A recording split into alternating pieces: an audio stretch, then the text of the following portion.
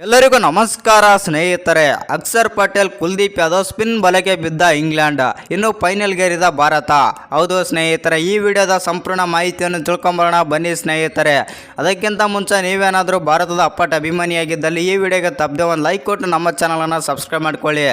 ಇನ್ನು ರೋಹಿತ್ ಶರ್ಮಾ ಅರ್ಧಶತಕದ ಹಾಗೂ ಅಕ್ಷರ್ ಪಟೇಲ್ ಸ್ಪಿನ್ ಮೋಡಿಯ ಸಹಾಯದಿಂದ ಭಾರತ ತಂಡ 2024ರ ICC T20 ವಿಶ್ವಕಪ್ ಟೂರ್ನಿಯ ಎರಡನೇ ಸೆಮಿಫೈನಲ್ ಪಂದ್ಯದಲ್ಲಿ ಇಂಗ್ಲೆಂಡ್ ವಿರುದ್ಧ 68 ರನ್ಗಳಿಂದ ಭರ್ಜರಿ ಗೆಲುವು ಪಡೆಯಿತು. ಆ ಮೂಲಕ 10 ವರ್ಷಗಳ ಬಳಿಕ ಭಾರತ T20 ವಿಶ್ವಕಪ್ ಫೈನಲ್ಗೆ ಪ್ರವೇಶ ಮಾಡಿದೆ. ಜೂನ್ 29ರಂದು ಶನಿವಾರ ದಕ್ಷಿಣ ಆಫ್ರಿಕಾ ವಿರುದ್ಧ ಭಾರತ ತಂಡ ಪ್ರಶಸ್ತಿಗಾಗಿ ಕಾದಾಟ ನಡೆಸಲಿದೆ. ಇನ್ನು ಭಾರತ ನೀಡಿದ 172 ರನ್ಗಳ ಗುರಿಯನ್ನು ಹಿಂಬಾಲಿಸಿದ ಇಂಗ್ಲೆಂಡ್ ತಂಡ ಬ್ಯಾಟಿಂಗ್ ವೈಫಲ್ಯ ಅನುಭವಿಸಿತು. ಅಕ್ಷರ್ ಪಟೇಲ್ ಮತ್ತು ಕುಲ್ದೀಪ್ ಯಾದವ್ ಅವರ ಸ್ಪಿನ್ ಮೋಡಿಗೆ ನಲುಗಿದ ಆಂಗ್ಲರು 16.4 ಓವರ್ಗಳಲ್ಲಿ 103 ರನ್ಗಳಿಗೆ ಆಲ್ಔಟ್ ಆದರು. ಹೌದು ಸ್ನೇಹಿತರೆ, 2022ರ T20 ವಿಶ್ವಕಪ್ನಂತೆ ಈ ಬಾರಿಯೂ ಭಾರತ ತಂಡದ ಮೊತ್ತವನ್ನು ಚೇಸ್ ಮಾಡಬೇಕೆಂದು ಇಂಗ್ಲೆಂಡ್ ಬಯಸಿತ್ತು.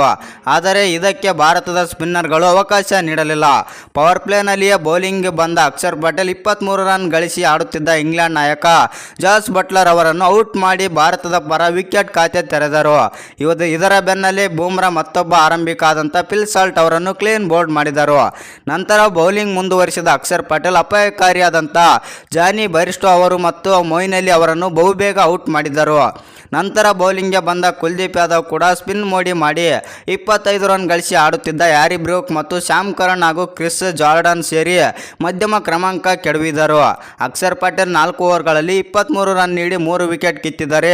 ಇನ್ನು ಕುಲ್ದೀಪ್ ಯಾದವ್ 4 ಓವರ್ಗಳಲ್ಲಿ ಕೇವಲ 19 ರನ್ ನೀಡಿ 3 ವಿಕೆಟ್ ಪಡೆದರು. ಇನ್ನು ಈ ವಿಡಿಯೋ ನಿಮಗೇನಾದರೂ ಇಷ್ಟವಾಗಿದ್ದರೆ ಒಂದು ಲೈಕ್ ಮಾಡಿ, ಶೇರ್ ಮಾಡಿ, ಹಾಗೆ ನಮ್ಮ ಭಾರತ ತಂಡ ಫೈನಲಲ್ಲಿ ಗೆಲ್ಲುತ್ತಾ ಇಲ್ವಂತ ಕಮೆಂಟ್ ಮಾಡೋದನ್ನು ಮರಿಬೇಡಿ.